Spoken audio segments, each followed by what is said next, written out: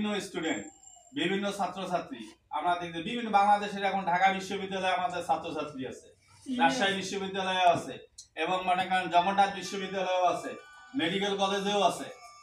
তা এটা আমাদের আমরা মনে করি এই এলাকাবাসীর জন্য এটা আমাদের এটা গর্বের ফসল। এই সম্পদটা এটা আমাদের রক্ষা করতে হবে। এই সম্পদ জেনে